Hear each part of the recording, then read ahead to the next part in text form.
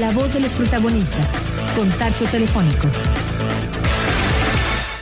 Y nos da mucho gusto recibir vía telefónica a Rodrigo Ramírez Quintana, director de Borde Político. Rodrigo, gracias por acompañarnos vía telefónica. Hola Juan, saludos auditorio.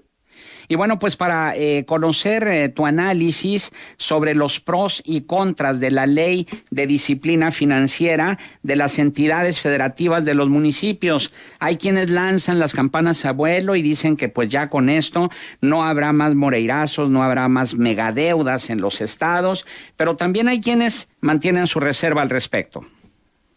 Sí, claro, justamente creo que primero hay que empezar sobre entender cómo nos perjudica la deuda pública en estados y municipios,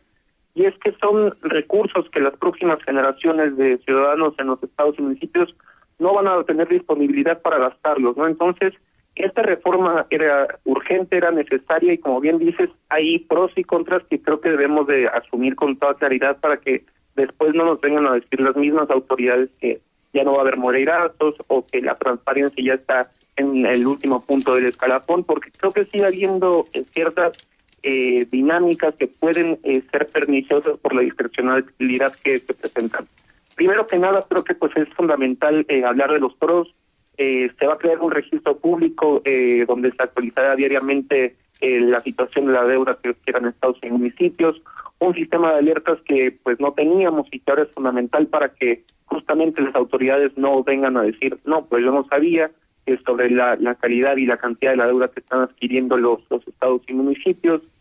También la Auditoría Superior de la Federación va a tener mayores controles para poder fiscalizar los recursos que se rigen por garantías o por deuda. Y creo que eso es fundamental porque al final de cuentas vamos a poder responsabilizar a los funcionarios públicos de malos manejos financieros, y también que se haya una mayor perjuicio a las autoridades que tengan este tipo de acciones frente a las finanzas públicas. En este sentido, pues se establecen mayores controles para los estados y municipios, porque ahora el Congreso de la Unión, pues a partir de la reforma constitucional del año pasado, pues tendrá que aprobar la deuda que se genera en los estados y municipios cuando se sobrepase sobre un límite. ¿Y dónde vienen los peros o los contras que nosotros desde las organizaciones de la sociedad civil hemos encontrado? Se trata principalmente a partir de la deuda estatal garantizada, en donde pues es un mecanismo de reducción de financiamiento en donde los estados le piden a la federación que funcione como aval para una reducción de costos en materia de interés. ¿Y por qué vienen los contras? No por el hecho o la naturaleza de este mecanismo, sino por los requisitos que se necesitan para contraer esta deuda estatal garantizada. Los requisitos que se necesitan son muy vagos, son muy poco concretos, que puedan dar ya una mayor discrecionalidad, como ya lo hemos mencionado, porque únicamente un estado necesita firmar un convenio con el secretario de Hacienda para que acepte o no que la federación acepte esta deuda garantizada. Entonces, pues queda en discrecionalidad totalmente del secretario de Hacienda en este caso, porque no se dan criterios objetivos para poder recaer en esta garantía, y únicamente el secretario de Hacienda podrá decir si sí acepta la garantía de la deuda o no a los estados que así lo requiera. Entonces, ¿por qué es discrecional? Porque no tenemos los criterios claros para cuando deba suceder este tipo de acciones, y bueno, se puede prestar a que justamente sean tal vez los estados que tengan mayor relación con el secretario de Hacienda los que se puedan adquirir esta garantía, o los que tal vez en una situación crítica no puedan tener esta garantía porque no cumplen con la relación que podría surgir con el secretario de Hacienda. Entonces, estas son una de las limitaciones que pues realmente dejan un hueco por la discrecionalidad que puede suceder en el contexto de las finanzas públicas, ¿no?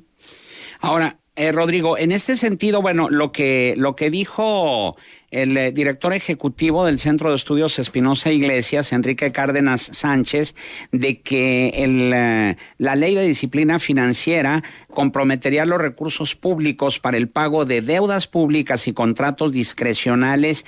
inconstitucionales en por lo menos 22 estados del país. Eso ya se está viviendo aquí en Coahuila, Rodrigo. Sí, totalmente. Creo que es fundamental hablar eso de las deudas inconstitucionales porque justamente dentro del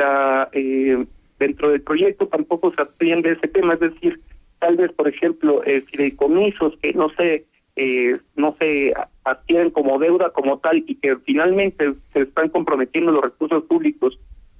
a años futuros, como tal vez lo hemos visto también en el caso de Puebla más claramente,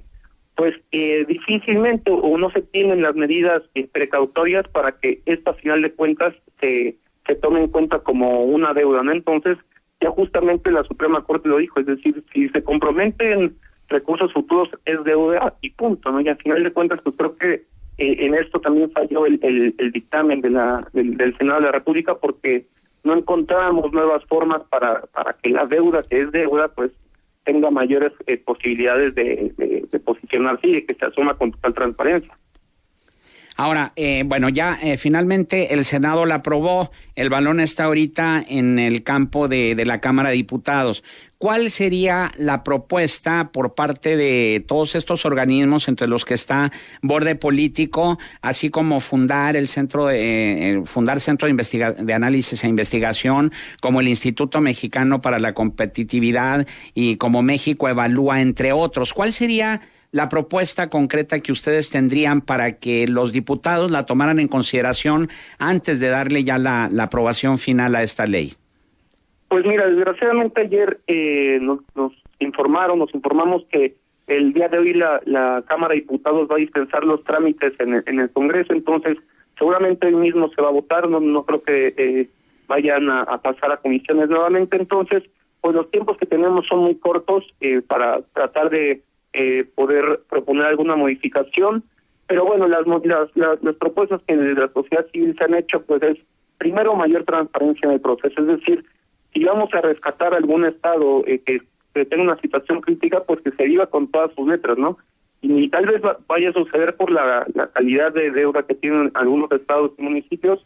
pero que se viva con todas sus letras para que realmente podamos asumir que hay funcionarios públicos que no hicieron su trabajo, y contrajeron deuda inconstitucionalmente, y que realmente veamos las consecuencias políticas de eso, no únicamente pues te rescato y todo sigue igual como siempre, ¿no? Porque justamente esa es una de las críticas que siempre se tienen, tal vez te rescato y no pasa nada y pues al final de cuentas pues la deuda sigue comprometida. Entonces, en este caso pues exigimos mayor transparencia, exigimos que por ejemplo en este caso los criterios de la Secretaría de Hacienda sean mucho más claros, no únicamente la firma de un convenio con el secretario de Hacienda para la deuda estatal garantizada, es decir, criterios de objetividad, que los estados que tengan tal vez un grado de deuda, todos puedan aplicar a este tipo de convenios, o que la transparencia en las finanzas públicas sea de tal manera que te permita que la federación asuma una parte de tu deuda. Y en ese sentido, pues son los mecanismos que tal vez las organizaciones siempre hemos seguido abogando, mayor transparencia y mayor apertura para que la discrecionalidad cada vez sea menor.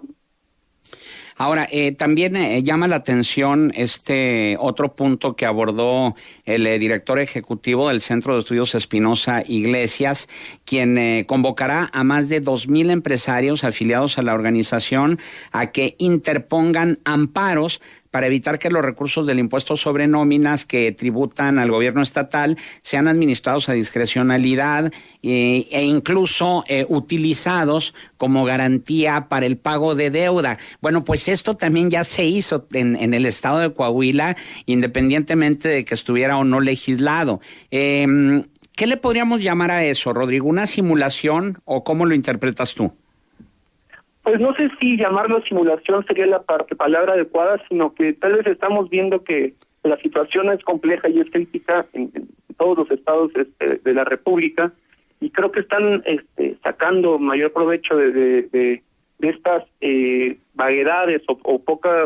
cosas no concretas dentro de la ley de disciplina financiera para permitir hacer este tipo de acciones, ¿no? Entonces, pues nosotros también respaldamos la propuesta que Enrique Cárdenas está haciendo para tratar de pues limitar estos márgenes de discrecionalidad dentro de los mismos poderes estatales, ¿no? Bien, entonces habrá que esperar la siguiente ronda en la Cámara de Diputados, pero bueno, siendo realistas, ¿qué esperas tú de la Cámara de Diputados? Mira, la verdad es que yo creo que hoy sesiona la Cámara de Diputados, no creo que haya mucho debate con respecto al tema, porque únicamente versarán sobre las modificaciones que se hicieron en la Cámara de Senadores, que si bien no son muchas, tienen algunas complejidades, pero yo creo que hoy sin mayor problema va a estar aprobada la Ley de Disciplina Financiera, que como mencioné tiene cosas importantes que ofrecen mayor control político a los estados, pero creo que sigue faltando este paso extra y este paso hacia la mayor transparencia y mayor democratización de las finanzas públicas, que es lo fundamental. Entonces, la conclusión sería peor es nada, es decir, bueno, cuando menos avanzamos otro pasito, si tú quieres, pequeño y no en comparación a las expectativas que tenían los organismos de la sociedad civil en materia de esta ley de disciplina financiera en las entidades federativas y los municipios y con la transparencia que se quisiera. ¿Peor es nada? Sí, yo creo que avanzamos un paso importante con esta ley, pero esto también nos obliga a nosotros como organizaciones de la sociedad civil, a ustedes como medios de comunicación, a seguir dándole seguimiento a todos los casos de tales endeudamiento inconstitucional que se están originando, a todos los convenios que firme la Secretaría de Hacienda, para que justamente después podamos tener mayor interlocución con las autoridades y decir, pues esto es lo que habíamos dicho antes de que se aprobara esta ley de disciplina financiera y estas son las consecuencias que están sucediendo. Entonces, pues creo que nos toca, bueno, también evidentemente las autoridades de la Secretaría de Hacienda a hacer lo propio, pero creo que sí es un avance. Y poniendo en una balanza, Rodrigo, los pros y los contras, ¿hacia dónde se inclinaría? Yo creo que hacia los pros por la urgencia y por la necesidad de este proyecto. Muy bien, pues Rodrigo Ramírez Quintana, director de Borde Político, nuestro agradecimiento por tu valiosa participación aquí en Contextos. Muchísimas gracias, Juan. Saludos. Buenos días.